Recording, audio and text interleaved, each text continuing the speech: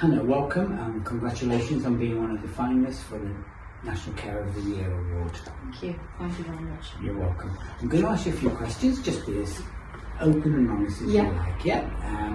What do you think are the most important qualities for a carer today? So I believe that you must be empathetic. To come into this job, you need to be able to connect with your clients on an emotional level. You need to be able to put yourselves in their shoes. They've lived a very, very long life, and you want to get to know your clients. You really want to connect with them. You need to be very organised. Obviously, you have a certain time frame to be able to complete everything in your visit, but you don't want to rush. You want to be able to sit down, have a chat with them, see how they're doing. So take, for example, if Mrs. Jones has got family coming over and you want to go next week and ask how they've been, ask how grandchildren are. They want you to know that you're listening to everything that they're saying. They're validated, the feelings are validated.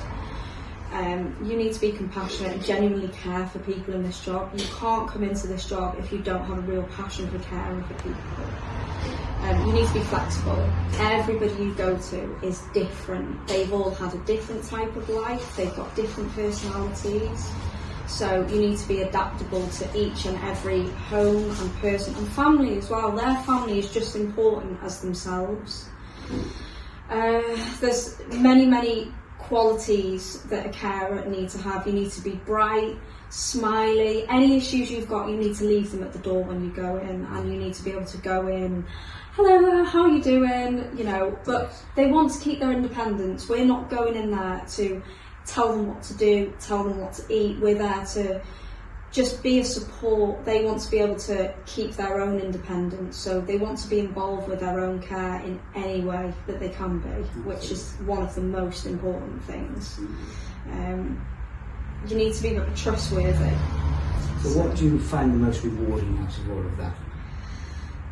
Just knowing that all my clients are safe, and when I leave at night they're in bed, they're comfortable. Even if they're just sat on the sofa watching telly, they feel that they've been looked after, they've been supported. They can go to bed knowing at night that the next person that comes in the morning is going to greet them with a good morning, how are you doing? And it just gives me that sense of purpose, which is great. That's amazing. But you're giving all of that, yeah. But how do you look after yourself?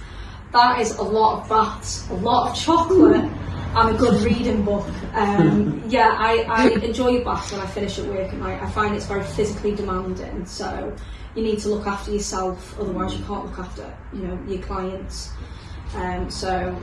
Reading a good book, going out for a long walk with the dog, must get my fresh air, enjoying the fresh air. And taking a multivitamin as well.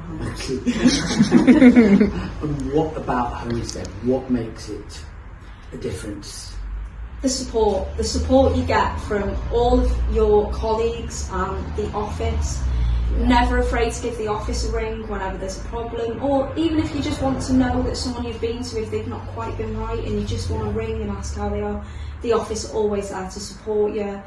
If there's any problems, they're always there to help in any way they can. So to be honest, it's just refreshing having staff and management and just a whole support system around you that you don't get with other companies at all.